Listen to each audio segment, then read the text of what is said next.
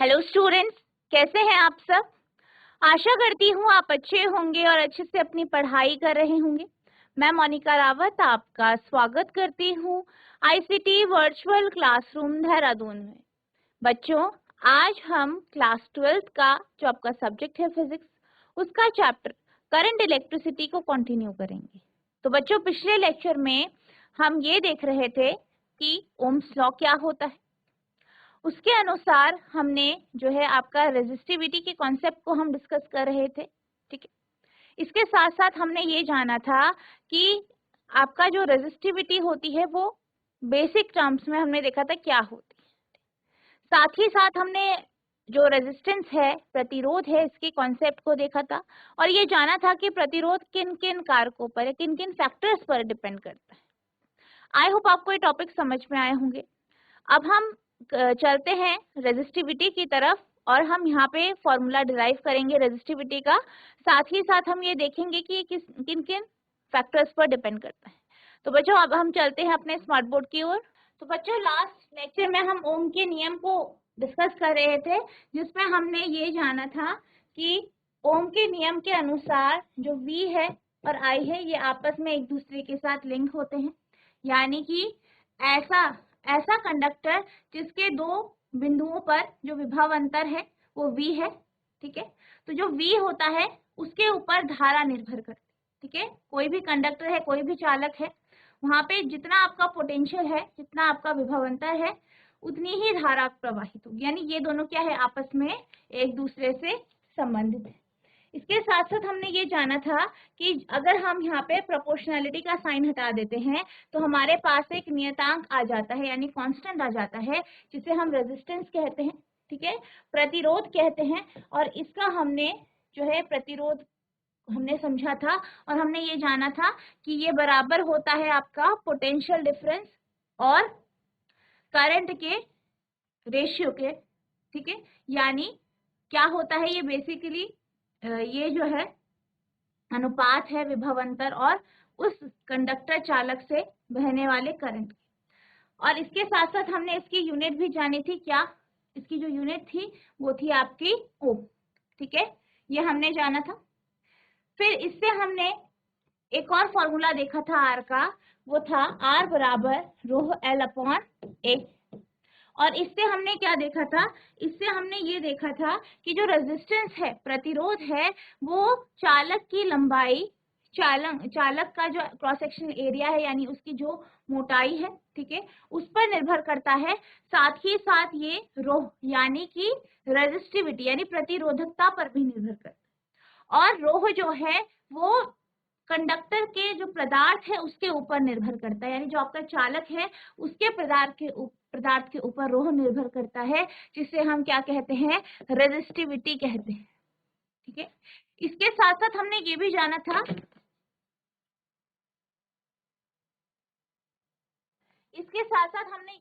था, कि जो आपका रेजिस्टेंस है, प्रतिरोध है, वो तापमान के ऊपर भी निर्भर करता है। आज हम ये देखेंगे कि जो आपकी रेजिस्टिविटी होती है यानी प्रतिरोधकता होती है, ठीक है, उसका जो फॉर्मूला होता है वो क्या होता है और वो किन किन कारकों पर निर्भर करता है। ठीक है, अब हमने एक रिलेशन पढ़ा था, ठीक है, एक संबंध पढ़ा था किसके बीच में, धारा और अपवाह वेग यानी ड्रिफ्ट वेलोसिटी और करंट के बीच। ठीक है, तो उसके अनुसार जो आई है यानी करंट यानी धारा, ठीक है, करंट या जो धारा है जिसे हम क्या लिखते हैं, आई लिखते हैं। तो आई बराबर क्या होता है आपका, NEAVD। जब हम जो है ड्रिफ्ट वेलोसिटी और करंट यानी अपवाह वेग और धारा के बीच में संबंध पढ़ रहे थे तो हमने इस फॉर्मूले को पढ़ा। ठीक है, अब आप क्या जानते हैं, ठीक है, ये आपकी इक्वेशन 1 हो गई। हम और क्या जानते हैं, ऑल्सो वी नो दैट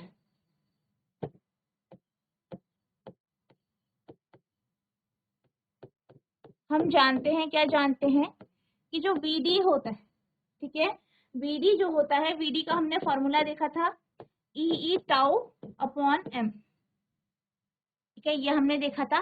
और हमने क्या डिस्कस किया था, हमने ये डिस्कस किया था कि जो ड्रिफ्ट वेलोसिटी है वो किसके ऊपर निर्भर कर रही है, आपका रिलैक्सेशन टाइम टाउ के ऊपर, यानी तापमान के ऊपर, इलेक्ट्रिक फील्ड के ऊपर, यानी कितना आपने विद्युत क्षेत्र लगाया है उसके ऊपर निर्भर करते। तो ये हमारा वीडी का फॉर्मूला आया था, तो ये आप जानते हैं।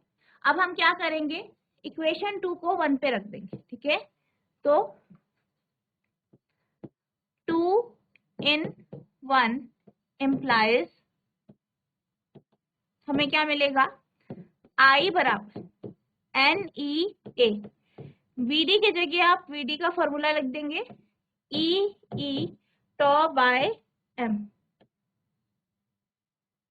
ठीक है, अब यहाँ पे हमारे पास एक टर्म है E, यानी विद्युत क्षेत्र। क्या है, विद्युत क्षेत्र यानी इलेक्ट्रिक फील्ड।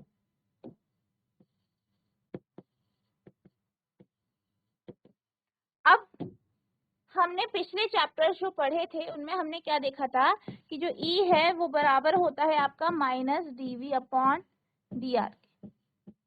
ठीक है, तो E क्या है, बराबर है माइनस dV अपॉन dr के। dV क्या दर्शा रहा है, विभव अंतर को। ठीक है, विभव अंतर में जो चेंजेस है, बदलाव। और जो आपका dr है वो किसको दर्शा रहा है, ये आपकी कंडक्टर की लंबाई को। तो आप इसे इस तरीके से भी लिख सकते हैं, E बराबर V अपॉन है। यहाँ पे जो V है वो आपका जो कंडक्टर है, चालक है, उस पे उसके दो बिंदुओं के बीच में विभव अंतर है, और L क्या है, उस चालक की लंबाई। ठीक है, तो अब E को V अपॉन L लिख सकते हैं, आप इस तरीके से लिखेंगे। अब हम क्या करेंगे, इस वैल्यू को हम तीसरी इक्वेशन में डालेंगे। तो हमारे पास आ जाएगा I बराबर N E स्क्वायर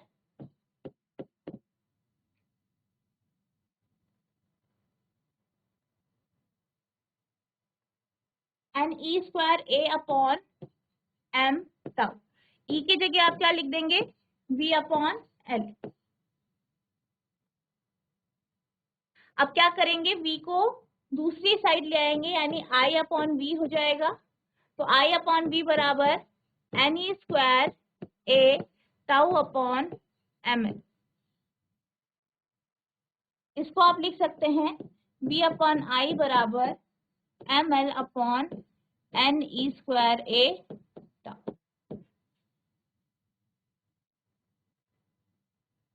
अब ओम्स लॉ से, यानी ओम के नियम के अनुसार,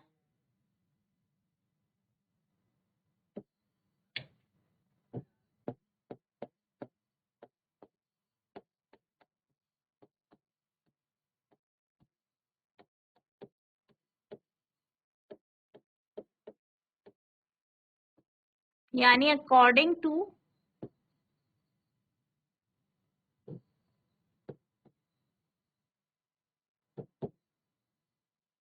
ohms law, V equals to I R होता है या आर आई होता है। तो आपका R बराबर V अपॉन आई आ जाएगा। ठीक है, अब आप क्या करेंगे, इसको यहाँ पे रख देंगे इक्वेशन में। ये आपकी पांचवी इक्वेशन है, यहाँ पे रख देंगे। तो आपकी पांचवी इक्वेशन बन जाएगी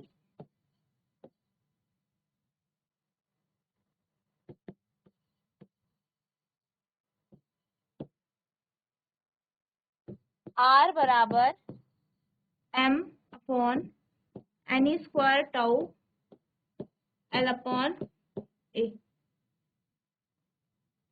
ठीक है, इसको हम 6th इक्वेशन मान लेते हैं, छठा समीकरण। आप साथ साथ नोट करते रहेंगे इसे।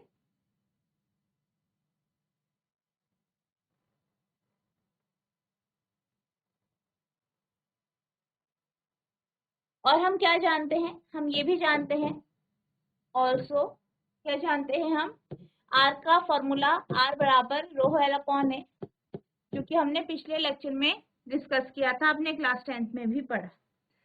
तो अगर हम r को रो l अपॉन a रख दें इक्वेशन 6 पर, यानी छठी समीकरण पे,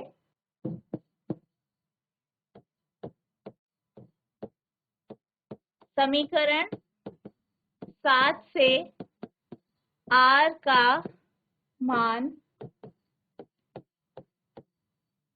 समीकरण 6 में रखने पर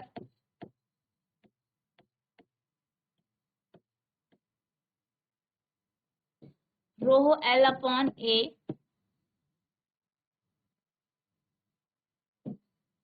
बराबर m upon n e square tau l upon a। तो यहाँ l से l कैंसिल हो जाएगा, a से कैंसिल हो जाएगा, तो आपका आ जाएगा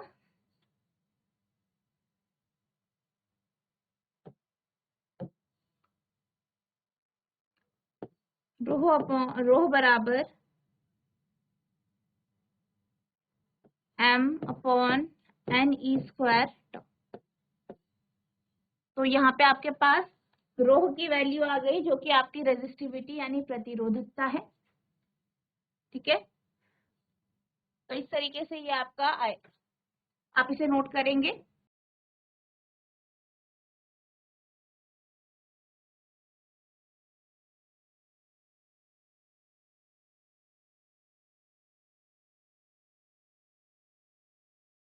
आई होप आपने इसे नोट कर लिया होगा। अब हम बात करते हैं यहाँ पे रो की। रो क्या है यहाँ पे? रेजिस्टिविटी यानी प्रतिरोधकता।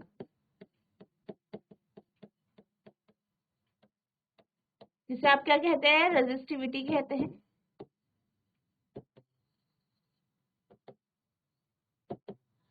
अब ये जो फॉर्मूला है यहाँ पे आप देख सकते हैं, m जो है वो द्रव्यमान है, मास। ठीक है, मास को दर्शाता है इलेक्ट्रॉन्स के या चार्जेस के। तो चार्जेस का जो मास है वो जो है कांस्टेंट है। यहाँ पे आप देख सकते हैं ई स्क्वायर है। ई स्क्वायर किसे दर्शाता है? ई स्क्वायर जो है वो आपके चार्ज को दर्शाता है। तो ये भी क्या है? कांस्टेंट वैल्यू है यानी नियतांक। अब यहाँ पे दो वैल्यू हैं, एन और टॉ। इनके ऊपर आपका रो यानी प्रतिरोधकता या रेजिस्टिविटी डिपेंड करती है यानी निर्भर करती है। अगर हम n की बात करें तो n क्या दर्शाता है? नंबर ऑफ इलेक्ट्रॉन्स, यानी जो आपके चार्ज पार्टिकल हैं या जो आपके आवेश हैं उनकी संख्या। तो यहाँ से हमें ये पता चलता है कि जितने ज्यादा आपके चार्ज पार्टिकल होंगे, जितने ज्यादा चार्ज पार्टिकल्स या आवेशों की संख्या होगी, रेजिस्टिविटी उतनी कम हो। इसके साथ साथ आप यहाँ पे एक और चीज देख सकते हैं। यहाँ पे एक और चीज है जो कि टाउ है। टाउ क्या होता है? आपका रिलैक्सेशन टाइम। ठीक है, और हमने पिछले लेक्चर में डिस्कस किया था कि टाउ किसके ऊपर निर्भर करता है? तापमान यानी टेम्परेचर के ऊपर। तो हमने ये जाना था कि तापमान ज्यादा होगा तो आपका रिलैक्सेशन टाइम यानी टाउ क्या होगा? कम होगा। ठीक है, तो यहाँ पे भी आप देख सकते हैं कि जो आपका रो है, अगर हम रो की बात करते हैं, ठीक है, रो को अगर हम समझे तो हम इस तरीके से समझ सकते हैं कि अगर पहली बात n की संख्या ज्यादा होगी, ठीक है, ये क्या होगा? आपका ज्यादा होगा, यानी नंबर ऑफ चार्ज पार्टिकल, आवेशों की संख्या क्या होगी? अगर ज्यादा होगी तो आप देख सकते हैं इनवर्स रिलेशन है। तो क्या होगा? आपका रो यानी रेजिस्टिविटी क्या हो जाएगी? आपकी कम हो जाएगी। ठीक है, अब रेजिस्टिविटी या रो कम होगा तो इस समीकरण 7 से आप देख सकते हैं रो और आर के बीच में सीधा संबंध है। तो यानी ये हमें बताता है कि जो आर है यानी प्रतिरोध है या रेजिस्टेंस है वो भी कम हो जाएगा। नंबर ऑफ चार्जेस या चार्ज की संख्या अगर ज्यादा होगी तो रो कम हो जाएगा, प्रतिरोधकता कम हो जाएगी और प्रतिरोध भी कम हो जाएगा। इसी तरीके से अगर आवेश की संख्या कम हो जाएगी, ठीक है, कम हो जाएगी, ये जो मैंने यहाँ पे दिखाया है ये क्या दर्शा रहा है? कम हो रही है संख्या। आवेशों की संख्या कम होगी तो प्रतिरोधकता ज्यादा हो जाएगी, रेजिस्टिविटी ज्यादा हो जाएगी, रेजिस्टिविटी या प्रतिरोधकता ज्यादा हो जाएगी, यानी रेजिस्टेंस यानी प्रतिरोध ज्यादा हो जाएगा।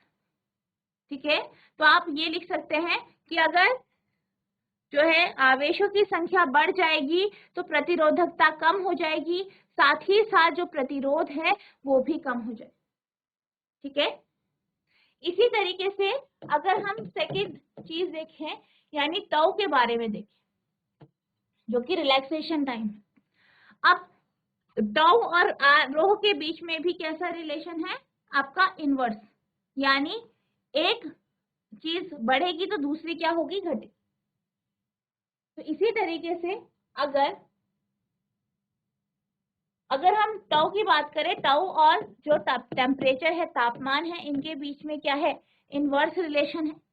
यानी अगर हम तापमान यानी टेम्परेचर को बढ़ाएं, टी क्या दर्शा रहा है, तापमान यानी टेम्परेचर को, तो अगर हम टेम्परेचर को बढ़ाते हैं, तापमान को बढ़ाते हैं, तो रिलैक्सेशन टाइम क्या हो जाता है आपका, कम हो जाता है। ठीक है, रिलैक्सेशन टाइम कम हो जाता है तो रोह भी क्या हो जाएगा आपका, रोह आपका ज्यादा हो जाएगा। क्यों हो जाएगा, क्योंकि आप देख सकते हैं कि इन दोनों के बीच में इनवर्स रिलेशन है। इसी तरीके से अगर रोह ज्यादा होगा तो आपका आर भी ज्यादा हो जाएगा। अगर आप टेम्परेचर को कम कर देते हैं, तापमान कम करते हैं, तो रिलैक्सेशन टाइम ज्यादा हो जाएगा। रिलैक्सेशन टाइम ज्यादा हो जाएगा तो रोह क्या हो जाएगा आपका, कम हो जाएगा। रोह कम हो जाएगा तो रेजिस्टेंस यानी प्रतिरोध भी कम हो जाएगा। तो ये आपका दूसरा जो है कॉन्सेप्ट है। तो आई होप आपको ये समझ में आया होगा कि किस तरीके से जो है आपका प्रतिरोधकता और जो है आवेशों की संख्या और प्रतिरोध आपस में एक दूसरे से जो है संबंधित है। इसी तरीके से किस तरीके से आपका तापमान, रिलैक्सेशन टाइम, जो है आपके रेजिस्टिविटी यानी प्रतिरोध और प्रतिरोधकता, ठीक है, प्रतिरोधकता और प्रतिरोध, ये सब आपस में एक दूसरे से लिंक है। ठीक है, तो ये आपका इस फॉर्मूले से आप समझ सकते हैं। अब हम चलते हैं अगले कॉन्सेप्ट की तरफ, जो है आपका कंडक्टेंस। तो हम यहाँ पे बात करेंगे कंडक्टेंस क्या होती है। ठीक है, तो कंडक्टेंस को हम चालकता कहते हैं और बेसिकली ये क्या होता है, रेजिस्टेंस यानी प्रतिरोध का इनवर्स होता है।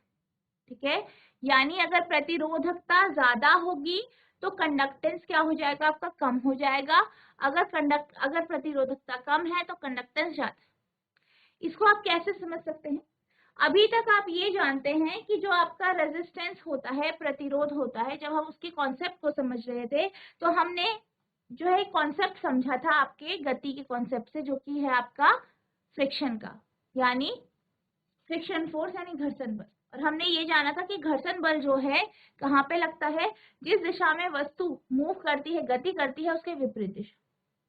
इसी तरीके से हमने ये भी देखा था कि जो आपका रेजिस्टेंस होता है यानी प्रतिरोध होता है,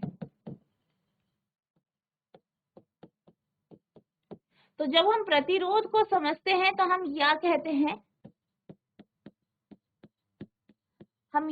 हैं कि जो रेजिस्टेंस या प्रतिरोध होता है वो करंट के फ्लो को रोकने की कोशिश करता है, उसके विपरीत दिशा में लगता है, उसे रोकने की कोशिश करता है। ठीक है, तो यानी कि जब हम बात कर रहे हैं कंडक्टेंस की तो हम क्या कह रहे हैं, कंडक्टेंस मतलब कोई भी कंडक्टर या कोई भी चालक की कंडक्टेंस या चालकता वह होती है कि वो कितनी आसानी से करंट को खुद से पास होने दे सकता। जैसे कि हम बात करते हैं मेटल्स की, ठीक है, धातु की बात करते हैं, तो हम क्या जानते हैं कि जो धातु होता है, धातु में धारा आसानी से प्रवाहित हो जाती है, यानी उसकी कंडक्टेंस ज्यादा है, उसकी चालकता ज्यादा है। वहीं अगर हम किसी जो है इंसुलेटर की बात करें या किसी दूसरे पदार्थ की बात करें, जैसे कि अगर हम प्लास्टिक की बात करते हैं, तो हम ये जानते हैं कि उसकी कंडक्टेंस नहीं है या उससे करंट फ्लो नहीं हो। तो बेसिकली कंडक्टेंस का जो कॉन्सेप्ट है वो लिंक होता है आपके करंट के फ्लो से, यानी धारा के प्रवाह। ठीक है, तो कंडक्टेंस या चालकता क्या है, धारा का प्रवाह, कितना आसानी से हो जाता है, यानी कोई भी धातु या कोई भी पदार्थ खुद से कितना आसानी से करंट को फ्लो होने देते हैं। जैसे कि एक एग्जांपल आप ये भी ले सकते हैं कि नॉर्मल आप बात करें नल के पानी की, ठीक है, नल का पानी है आपके पास और दूसरा है आपके पास डिस्टिल्ड वाटर।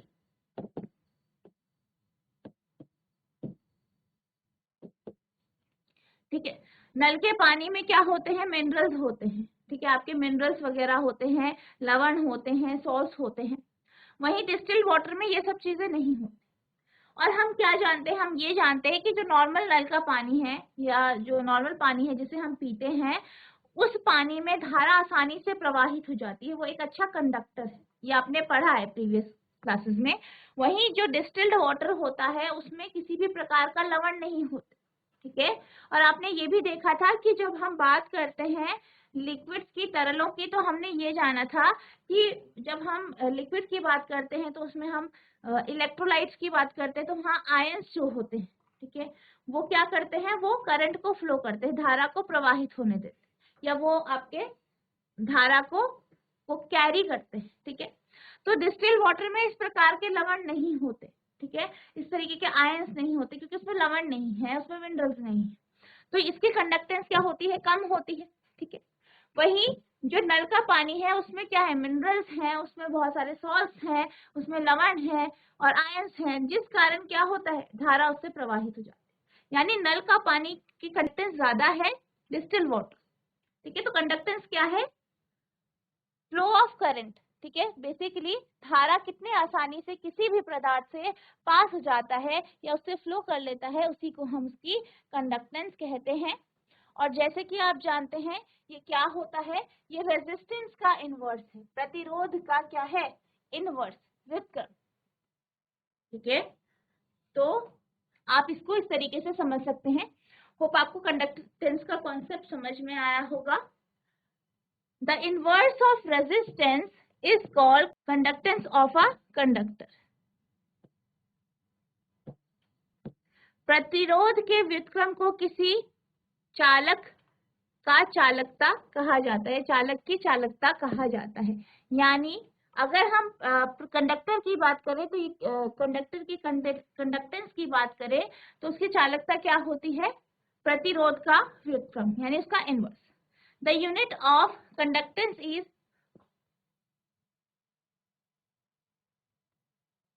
MHO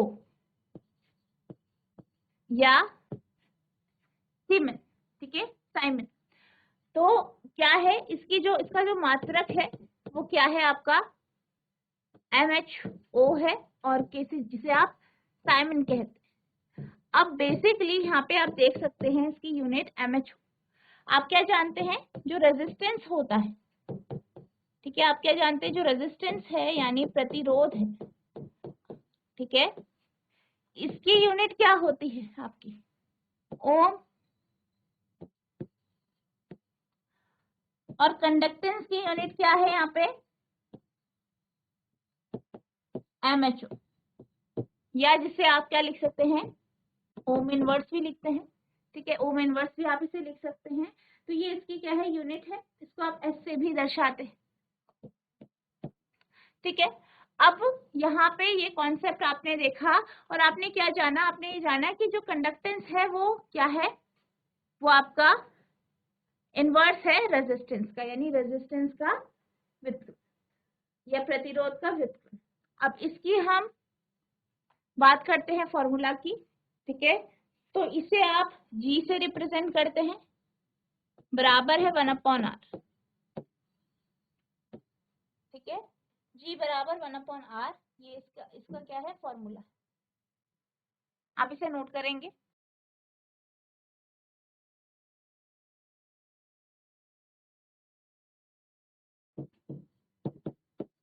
और R क्या है यहाँ पे, प्रतिरोध या रेजिस्टेंस।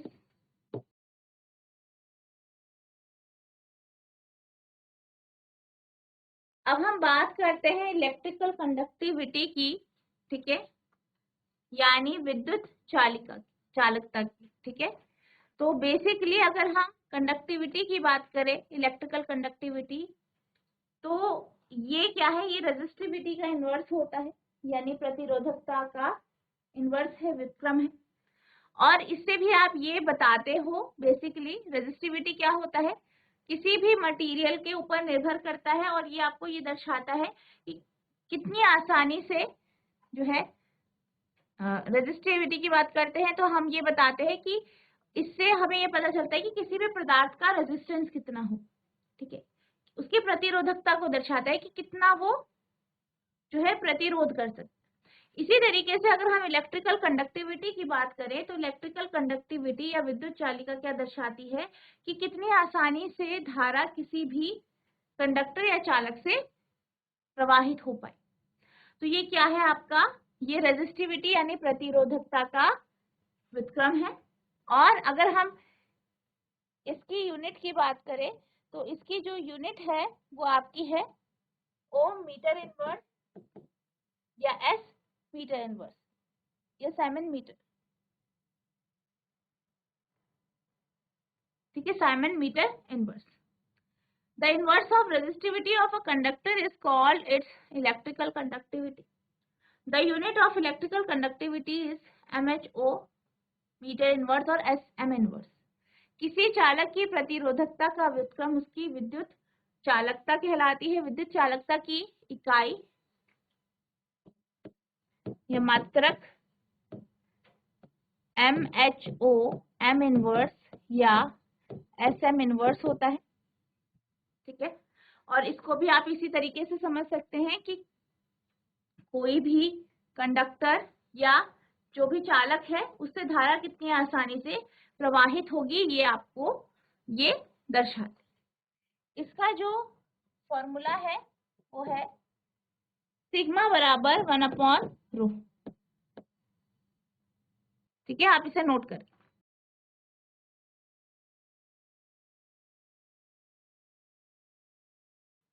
तो बच्चों मुझे आशा है कि जो आज हमने कॉन्सेप्ट पढ़ा, रेजिस्टिविटी का कॉन्सेप्ट पढ़ा, साथ ही साथ हमने ये देखा कंडक्टेंस क्या होता है, इलेक्ट्रिकल कंडक्टिविटी की कॉन्सेप्ट को देखा, आपको ये टॉपिक समझ में आए होंगे। कंडक्टेंस और कंडक्टिविटी को हम नेक्स्ट लेक्चर में कंटिन्यू करेंगे और साथ ही साथ हम इसे डिटेल में समझने की कोशिश करेंगे और इसके जो है बाकी जो पैरामीटर है उनके साथ क्या संबंध है ये हम जानें। तो आपको जो आज पढ़ाया गया है उसे रिवाइज करना है। पिछला जितना भी हमने डिस्कस किया है इस चैप्टर में उसे आपको रिवाइज करना है। अगर आपको किसी भी प्रकार की कोई भी प्रॉब्लम होती है तो आप नेक्स्ट लेक्चर में पूछ सकते हैं। तो बच्चों आज के लिए बस इतना ही, मिलते हैं अब नेक्स्ट सेशन में। तब तक के लिए thank you and have a nice day.